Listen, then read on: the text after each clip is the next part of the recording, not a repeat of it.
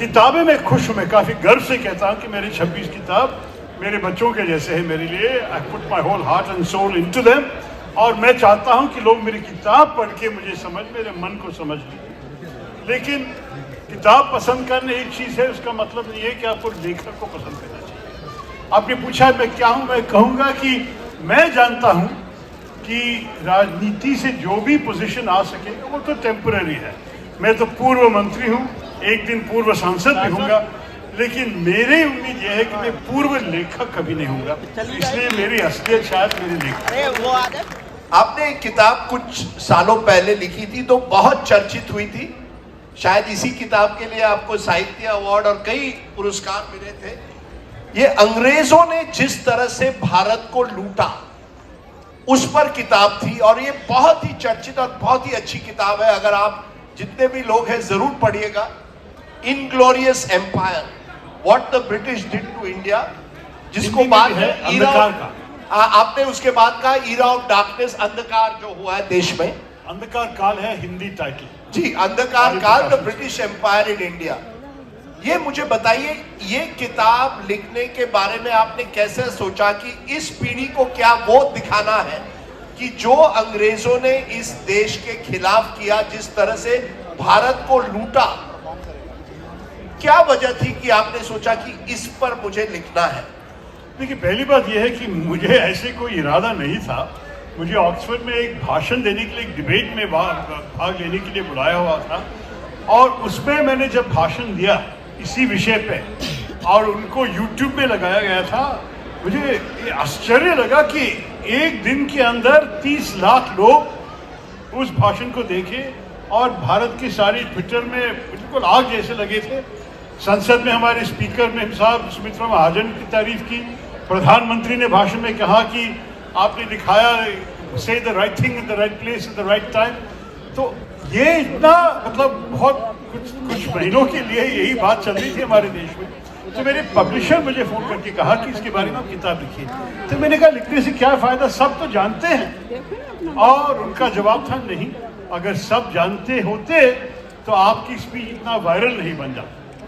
तो इसलिए मैंने किताब लिखा, क्योंकि शायद हमारे ये पीढ़ी जो है, अगर शायद इतिहास नहीं पढ़े या पढ़ने के वक्त ध्यान नहीं दिए या याद नहीं रखा, मुझे क्या मालूम, लेकिन बहुत लोग इसके बारे में नहीं जानकारी।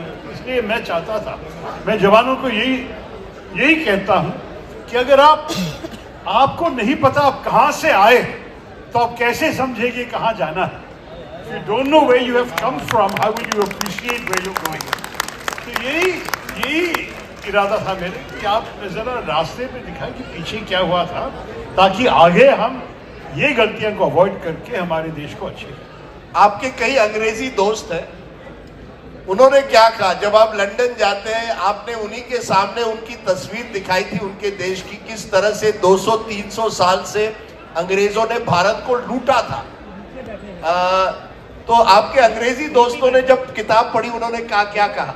देखिए, आप हैरान होंगे, वो लोग अपोलोजाइज करने लगे, आके कहा कि माफ कीजिए, हमें ये सब पता नहीं था, ऐसे कभी नहीं करने चाहिए था हमारे बुजुर्गों ने।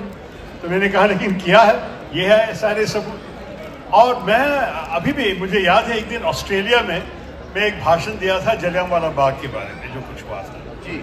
उसके बाद बहुत लोग आए, किताब लेके आए दस्तखत के लिए। एक अंग्रेज आए थे, उनकी आंख में मैं वो रो रहा था, और एक कागज उनके हाथों से मुझे दिया। कागज में लिखा था, I am British, please accept my apologies.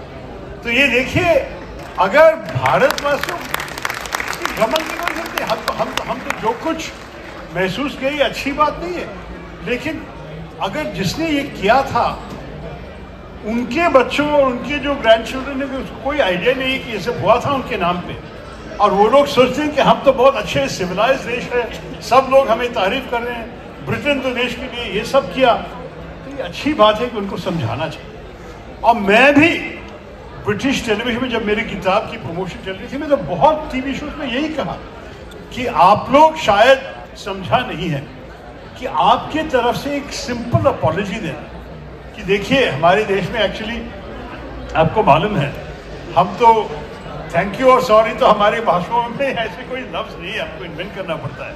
धन्यवाद तो एक काफी नया शब्द है। हम तो हमारे कॉन्डक्ट से दिखाते हैं कि हम रिग्रेटफुल है या हम खुश है, हम ग्रेटफुल है, आभारी है। लेकिन ये भी आपको जानना चाहिए, अंग्रेजों से मैं कहता हूं कि आपकी एक जिम्मेदारी है आपके नए पीढ़ियों को ये सिखाने को। लंदन में इतने सारे म्यूजियम हैं, सारे चोर बाजार है, सारे चोर बाजार है, दूसरों देशों से चीजें लेके आके अपने देश में रख के म्यूजियम बना के वो लोगों से पैसे कमा रहे हैं। छोड़ो, मैंने कहा कि ऐसे आप एक म्यूजियम क्यों नहीं बनाते हैं आपकी कॉलोनियल एट्रोसिटीज के बारे में, कि आप इंपीरियलिज्म में क्या क्या किया लोगों के खिलाफ, इसको भी आपके नई पीढ़ी को दिखाइए। दूसरी बात यह है कि आप जब इतिहास पढ़ाते हैं आपके स्कूल्स में, आप क्यों नहीं पढ़ाते हैं कि असलियत क्या थी अपने अपने इतिहास के बारे में। Ladies and gentleman, doctor Shashi Tharoor.